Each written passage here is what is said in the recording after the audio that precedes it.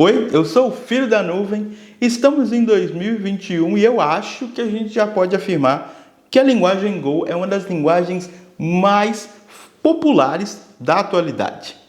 Eu costumo chegar nessa conclusão, ou eu cheguei nessa conclusão, quando eu comecei a perceber que eu ia em sites, plataformas como serviço ou APIs, que são produtos, e eu via na documentação de como implementar para essas plataformas, por exemplo, o Stripe, que é uma plataforma, uma API de pagamentos, o Auth0, que é uma API de autenticação, um pouco de autorização também, ou a própria AWS. Quando eu vou nesses sites, eles têm documentações técnicas de como implementar com esses serviços, implementar em linguagens de programação, e eu vejo o Go como uma das opções de linguagem. Então, não é mais uma linguagem super nichada, se eles estão usando o Go como exemplo, isso quer dizer que, para mim, é uma linguagem que é muito popular hoje em dia. E aqui no canal eu já falei também como o Go no começo pode ser uma linguagem estranha. Eu acho que todo mundo tem essa sensação no começo. Principalmente porque Go tem menos features do que linguagens modernas, como o Java, até o Scala, que fez muito sucesso por um tempo. Então, por que será que a linguagem se tornou tão popular se, na verdade, ela tem menos ao invés de mais? Muita gente acha ela até bem primitiva. E é sobre isso que eu vou falar aqui nesse vídeo. Eu até acho que muitas das coisas que fazem Go ser popular, na verdade, são coincidências do destino, digamos assim. Para mim, o que torna uma linguagem de programação popular não tem exatamente ou 100% a ver com o que a linguagem oferece, mas principalmente com o momento histórico da nossa comunidade de software. O que as pessoas queriam naquela época que a linguagem ficou popular e o que as pessoas querem agora, na época que algumas linguagens estão ficando populares. Por exemplo, quando o Ruby ficou popular, principalmente por causa do Ruby on Rails, o que as pessoas queriam naquele momento? As pessoas queriam desenvolver software de uma forma mais rápida, de uma forma mais simples. Então, o que o Ruby ofereceu casou com o momento histórico das pessoas. Talvez em outro momento a tecnologia não tivesse feito tanto sucesso assim. E Go nasceu há mais de 10 anos atrás, tem praticamente 10 anos, se eu não me engano, não deve ter uns 12 agora, porque essa coisa de pandemia também eu já nem sei mais quantos anos se passaram. Mas naquela época é engraçado que Go não tinha ideia, ou melhor, o time que criou Go não tinha ideia de como o mundo seria hoje. E coincidentemente, várias coisas que Go oferece casam muito com o que a comunidade de software quer hoje ou precisa hoje. Eu vou falar um pouco sobre isso agora. Historicamente, então, a gente teve um período nessa nossa história do desenvolvimento de software que linguagens interpretadas eram o sucesso. Todo mundo queria desenvolver em linguagem interpretada. Compilar, a etapa de compilação era visto meio como uma burocracia. Nossa, eu tenho que compilar o meu código para depois testar ele. Era muito melhor desenvolver em PHP, por exemplo, que você mudava um código-fonte, dava um refresh na página e pronto, tá rodando, tá ótimo. Era muito rápido desenvolver porque a gente eliminava essa coisa de compilação, Só que para esse ambiente, para esse tipo de desenvolvimento com linguagens interpretadas, a gente precisa pegar no projeto inteiro todos os arquivos que a gente fez, ou código-fonte dessas linguagens, e mandar esses códigos, pelo menos na maioria das vezes, mandar esses códigos para produção. E a gente também precisa ter um programa instalado nessa máquina, que é o interpretador, o programa que vai interpretar esses códigos, esse código-fonte, e aí sim fazer o programa rodar. O que a gente não esperava, ou mesmo o time que criou o Go não esperava, é que a gente ia caminhar para o conceito de container, com a popularização principalmente do Docker. Perceba que o Go foi criado lá perto de 2009 e o Docker foi criado depois, até porque Docker foi escrito em Go. Então não tinha mesmo como o time imaginar que a gente ia entregar software, principalmente através de containers. E o que os containers Por que container e Go casa tão bem? Porque agora é muito melhor, ao invés de eu mandar o código, aquele código-fonte inteiro para produção, eu crio uma imagem Docker e eu não coloco dentro dessa imagem o código-fonte inteiro. Eu já posso colocar somente um binário, um arquivo que representa o programa inteiro. E no caso do Go, eu não preciso nem do próprio compilador do Go, eu não preciso nem daquele interpretador que a gente estava falando antes. Então eu tenho uma imagem Docker bem enxuta, bem leve, que dentro dela só tem um arquivo, só tem um binário. E esse binário é o programa inteiro rodando. Olha como isso é muito poderoso, olha como isso casa muito com o momento que a gente está vivendo agora. E não tinha como eles adivinharem isso naquela época. Obviamente que criar uma imagem do Docker só com um binário dentro, uma imagem bem pequena, não é só frescura, né? Nesse nosso desenvolvimento, nessa nossa entrega de software com o Docker, a gente vai precisar fazer um upload dessa imagem para algum lugar e a gente vai precisar fazer um download dessa imagem em algum outro lugar também. Então, com maior, ou melhor, com menor for essa imagem do Docker, mais rápido vai ser a nossa entrega do software. Então, faz muito sentido. Realmente casou muito bem com o momento que a gente está vivendo agora. Já que a gente já está falando de Docker, né, a gente pode falar de infraestrutura de uma forma geral, principalmente infra como código, né, infraestrutura como código.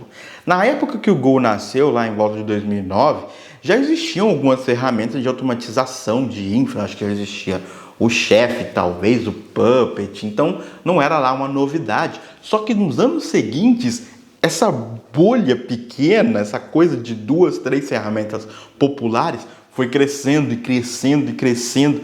Então, essa coisa de infra como código é o padrão, se tornou muito popular. E nada melhor para desenvolver essas ferramentas do que usar uma linguagem de programação que tem um pacote de rede, um pacote que lida com redes, protocolos de rede, muito forte, muito completo. E Go tem esse pacote.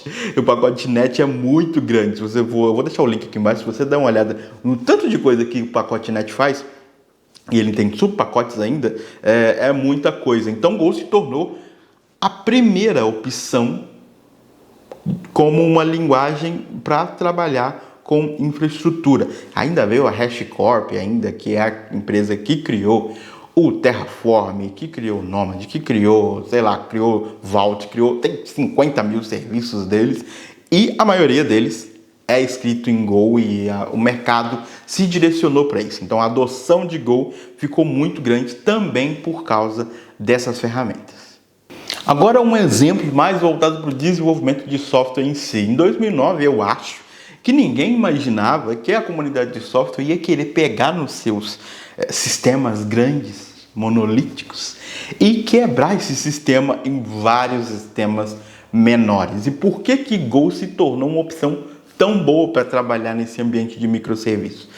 Porque uma linguagem que é super enxuta, uma linguagem que tem poucas palavras reservadas, uma palavra que prega uma simplicidade, e simplicidade nem sempre é uma coisa fácil, mas que prega uma simplicidade, que tem formas muito ortodoxas de fazer as coisas, né? Que já vem com uma formatação padrão, que se você quiser fazer um loop, você vai usar uma palavra reservada, não importa como você fizer esse loop. Então, uma linguagem que realmente faz com que os programadores consigam entrar na linguagem facilmente, não quer dizer que eles vão conseguir pegar essa maturidade tão rápido, mas que eles vão focar principalmente no mais importante mesmo, que é o negócio. Ao invés de focar e eu passar horas estudando aquela linguagem que tem 50 mil features, 50 mil jeitos de resolver um mesmo problema, eu vou focar nessa linguagem aqui, que ela é pequenininha, para eu fazer um tour nela, para eu dar um overview nela, eu vou gastar poucas horas, poucos dias, e eu vou focar no que importa, que é o negócio, no domínio, no conceito que está um pouco em volta também dos microserviços, de eu tentar quebrar o meu sistema, né, em pequenas responsabilidades. Então eu vou focar nas responsabilidades. Então Go mais uma vez se mostrou uma boa linguagem para encaixar nesse conceito de microserviços que a gente não fazia ideia de que ia aparecer lá quando a linguagem estava nascendo. O último ponto que eu vou trazer aqui nesse vídeo talvez seja a decisão mais audaciosa do time de tecnologia ou da própria linguagem Go, que é o jeito que a gente escreve código, entre aspas, orientado a objetos, fecha aspas, na linguagem. Em 2009, orientação a objetos era a lei. Não tinha como você desenvolver software para o mercado de trabalho sem pensar em orientação a objetos. Era meio que um consenso, acho que muito por causa do Java, que puxava essa discussão. Só que Go revisitou as estruturas do C, o que a gente tinha um pouco em Pascal, e pegou os conceitos de orientação a objetos, mas misturou as duas coisas e reviu a orientação a objetos de uma forma bem crítica, acredito eu, porque tem várias coisas da orientação a objetos que não existem em Go, e existem em qualquer linguagem orientada a objetos. Então, você não tem classe abstrata, você não tem sobrecarga de método, você não tem herança, e todas essas coisas, no fim das contas, na minha opinião, são irrelevantes. Sério, eu consigo escrever um código que ainda entrega um desacoplamento sem precisar dessas coisas. Na verdade, eu já vi vários códigos que eram horríveis porque tentavam enfiar esses conceitos, principalmente herança. Não usem herança, crianças. Então, essa decisão audaciosa casou muito bem hoje em dia, porque hoje, diferente de 2009, eu não vejo as pessoas falando de orientação a objetos como se fosse uma lei absoluta, como se todo programador e programadora precisasse obrigatoriamente estudar orientação a objetos. Acho que a coisa até do funcional, que tem ganhando força também, acho que o JavaScript também empurrou muito isso, fez com que a orientação a objetos não fosse o jeito padrão de desenvolver software para o mercado de trabalho. Então o Go acabou entrando nisso sem querer, e por mais que a gente tenha alguns conceitos lá e a gente consiga entregar código que também alcance o objetivo da orientação a objetos, ela cortou várias coisas e sério, isso é fantástico. Eu acho que é uma coincidência muito boa. Então, como você pode perceber nos pontos que eu trouxe aqui, a coisa mais engraçada de Go ter se tornado uma linguagem super popular hoje em dia é que são coincidências. Quando a linguagem nasceu, o contexto do desenvolvimento de software era totalmente diferente do hoje. Se a gente ainda tivesse naquele contexto, dificilmente Go seria esse hype todo, digamos assim, ou as pessoas iam olhar a linguagem com bons olhos. Por isso que eu disse no começo, então, que o momento histórico faz a linguagem ser popular. E é por isso que eu acredito também que linguagens que não são populares hoje podem se tornar populares no futuro, daqui a 10 anos, porque pode ser que a gente esteja olhando para outras coisas, porque a gente está procurando outras coisas. Então, as tecnologias em si são importantes, o que elas oferecem, mas o que a gente está procurando acaba fazendo elas se tornarem mais populares. Eu quero que você deixe aqui embaixo a sua opinião sobre a linguagem Go. Você acha que a linguagem Go é uma das linguagens mais populares hoje em dia? Ou será que eu estou vivendo numa bolha? É possível, a gente vive em bolhas hoje em dia. E no mais, eu vejo você no próximo vídeo aqui no canal. Tchau!